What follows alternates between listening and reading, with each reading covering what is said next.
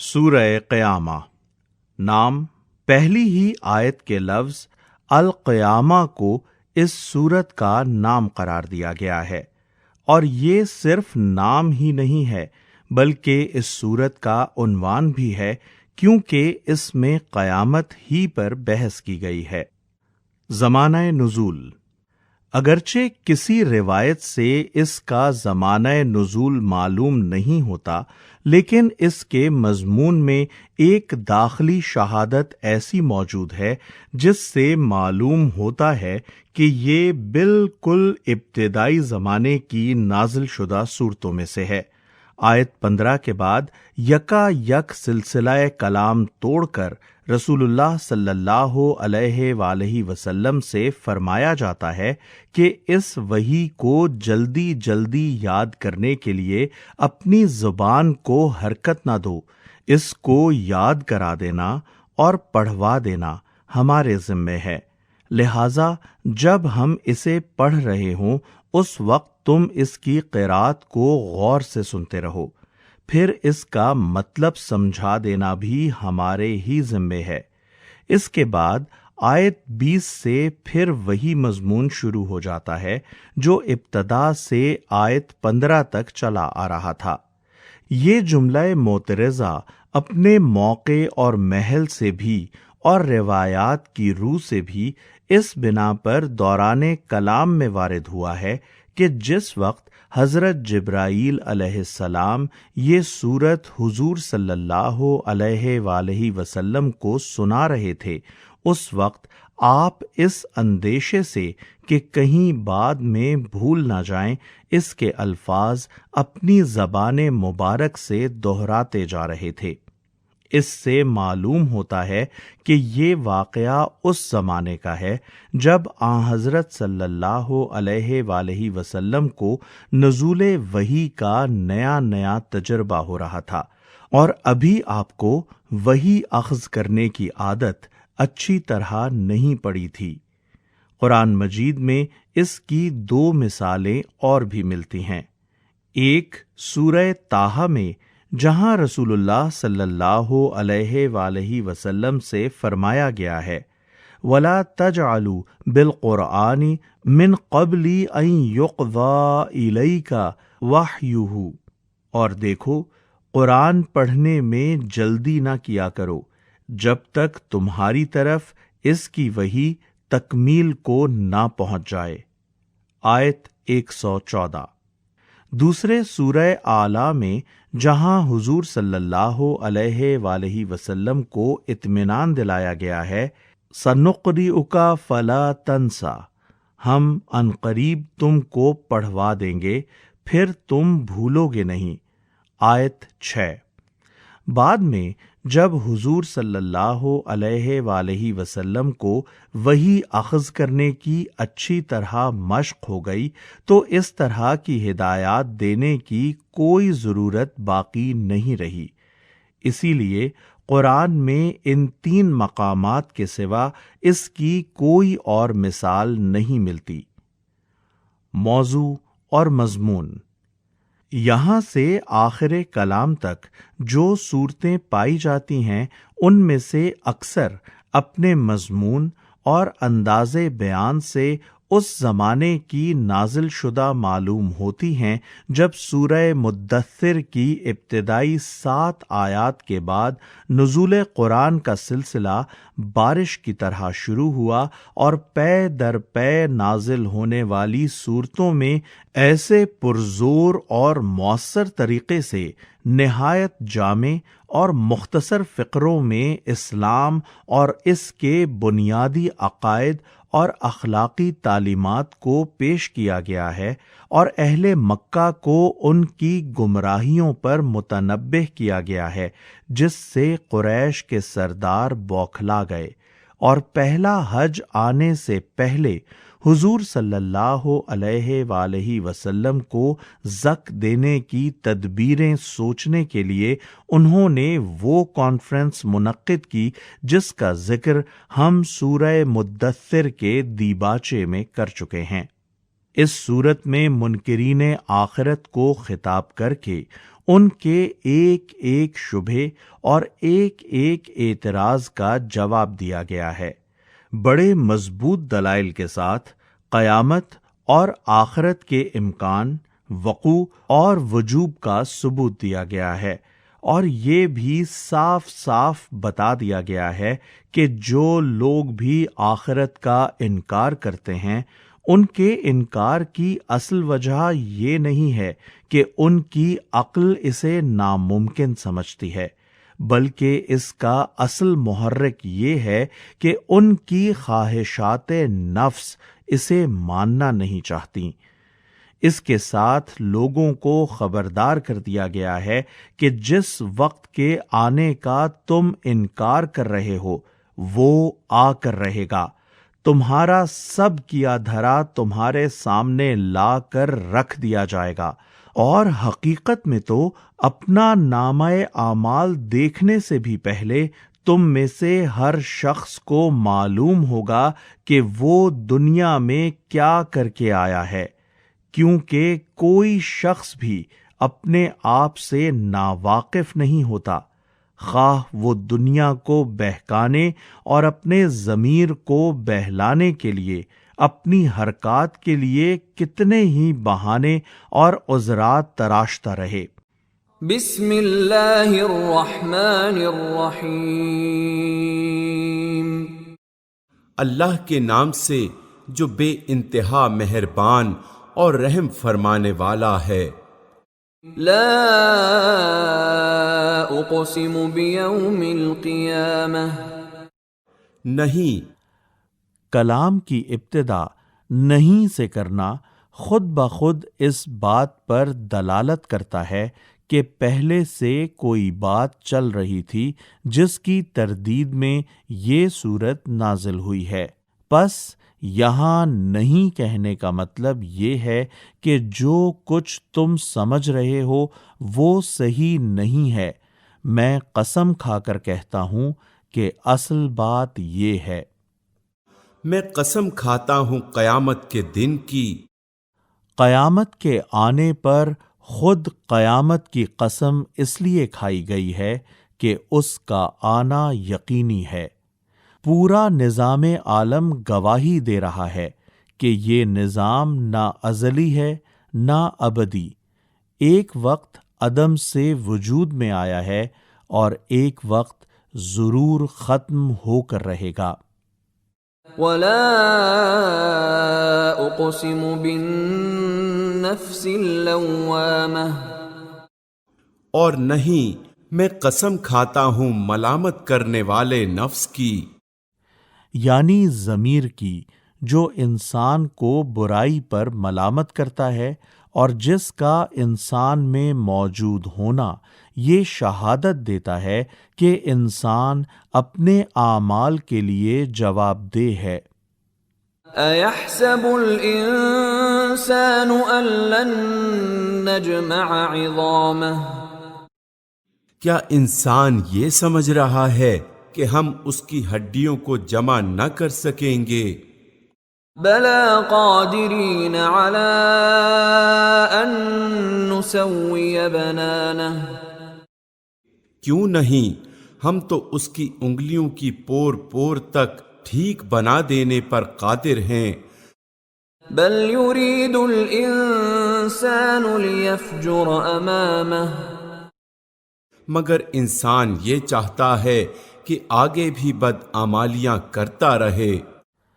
یعنی قیامت کے انکار کی اصل وجہ یہ ہے، نہ کہ کوئی ایسی غلطی اور علمی دلیل جس کی بنا پر آدمی یہ کہہ سکتا ہو کہ قیامت ہرگز برپا نہ ہوگی یا اس کا برپا ہونا غیر ممکن ہے۔ یسأل ایان یوم القیامہ، پوچھتا ہے آخر کب آنا ہے وہ قیامت کا دن۔ فَإِذَا بَرِقَ الْبَصَرُ، پھر جب دیدے پتھرا جائیں گے، وَخَسَفَ الْقَمَرُ، اور چاند بے نور ہو جائے گا، وَجُمِعَ الشَّمْسُ وَالْقَمَرُ، اور چاند سورج ملا کر ایک کر دیے جائیں گے۔ يقول الإنسان يومئذ أين المفر اس وقت یہی انسان کہے گا کہاں بھاگ کر جاؤں۔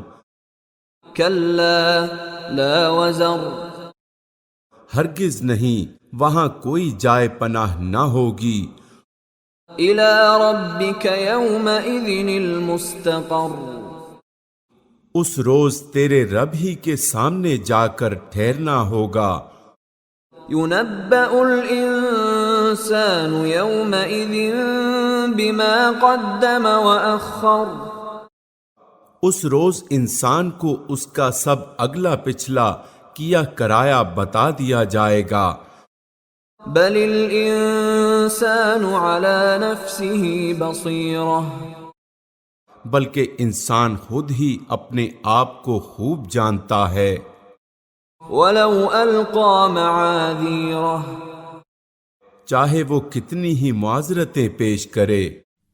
یعنی آدمی کا نامہ اعمال اس کے سامنے رکھنے کی غرض در حقیقت یہ نہیں ہوگی کہ مجرم کو اس کا جرم بتایا جائے، بلکہ ایسا کرنا تو اس وجہ سے ضروری ہوگا کہ انصاف کے تقاضے برسر عدالت جرم کا ثبوت پیش کیے بغیر پورے نہیں ہوتے، ورنہ ہر انسان خوب جانتا ہے کہ وہ کیا ہے۔ لا تحرك به لسانك لتعجل به اے نبی، یہاں سے لے کر پھر ان کا مطلب سمجھا دینا بھی ہمارے ہی ذمے ہے تک پوری عبارت ایک جملہ معترضہ ہے جو سلسلہ کلام کو بیچ میں توڑ کر نبی صلی اللہ علیہ وآلہ وسلم کو مخاطب کر کے ارشاد فرمائی گئی ہے۔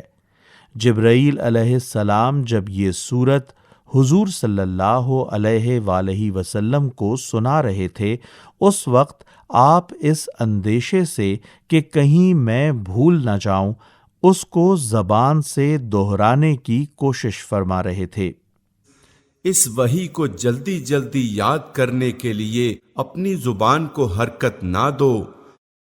إن علينا جمعه وقرآنه اس کو یاد کرا دینا اور پڑھوا دینا ہمارے ذمے ہے۔ فإذا قرأناه فاتبع قرآنه لہذا جب ہم اسے پڑھ رہے ہوں اس وقت تم اس کی قرات کو غور سے سنتے رہو۔ ثم إن علينا بيانه پھر اس کا مطلب سمجھا دینا بھی ہمارے ہی ذمے ہے۔ كلا بل تحبون العاجلة ہرگز نہیں۔ یہاں سے سلسلہ کلام پھر اسی مضمون کے ساتھ جڑ جاتا ہے جو بیچ کے جملہ معترضہ سے پہلے چلا آ رہا تھا۔ ہرگز نہیں کا مطلب یہ ہے کہ تم لوگوں کے انکار آخرت کی اصل وجہ یہ نہیں ہے کہ تم خالق کائنات کو قیامت برپا کرنے اور موت کے بعد دوبارہ زندہ کر دینے سے عاجز سمجھتے ہو، بلکہ اصل وجہ یہ ہے، اصل بات یہ ہے کہ تم لوگ جلدی حاصل ہونے والی چیز یعنی دنیا سے محبت رکھتے ہو وتذرون الآخرة اور آخرت کو چھوڑ دیتے ہو۔ وجوه يومئذ ناظرة اس روز کچھ چہرے تر و تازہ ہوں گے، إلى ربها ناظرة اپنے رب کی طرف دیکھ رہے ہوں گے۔ ووجوه يومئذ باسرة اور کچھ چہرے اداس ہوں گے، تظن أن يفعل بها فاقرة اور سمجھ رہے ہوں گے کہ ان کے ساتھ کمر توڑ برتاؤ ہونے والا ہے۔ كلا إذا بلغت التراقي ہرگز نہیں. اس ہرگز نہیں کا تعلق اسی سلسلہ کلام سے ہے جو اوپر سے چلا آ رہا ہے، یعنی تمہارا یہ خیال غلط ہے کہ تمہیں مر کر فنا ہو جانا ہے اور اپنے رب کے حضور واپس نہیں جانا. جب جان حلق تک پہنچ جائے گی وقيل من راق اور کہا جائے گا کہ ہے کوئی جھاڑ پھونک کرنے والا، وظن أنه الفراق اور آدمی سمجھ لے گا کہ یہ دنیا سے جدائی کا وقت ہے. والتفت الساق بالساق اور پنڈلی سے پنڈلی جڑ جائے گی. إلى ربك يومئذ المساق وہ دن ہوگا تیرے رب کی طرف روانگی کا. فلا صدق ولا صلى مگر اس نے نہ سچ مانا اور نہ نماز پڑھی، ولكن كذب وتولى بلکہ جھٹلایا اور پلٹ گیا. ثم ذهب إلى أهله يتمطى پھر اکڑتا ہوا اپنے گھر والوں کی طرف چل دیا. أولى لك فأولى یہ روش تیرے ہی لیے سزاوار ہے اور تجھی کو زیب دیتی ہے. ثم أولى لك فأولى ہاں یہ روش تیرے ہی لیے سزاوار ہے اور تجھی کو زیب دیتی ہے. أيحسب الإنسان أن يترك سدى کیا انسان نے یہ سمجھ رکھا ہے کہ وہ یوں ہی محمل چھوڑ دیا جائے گا؟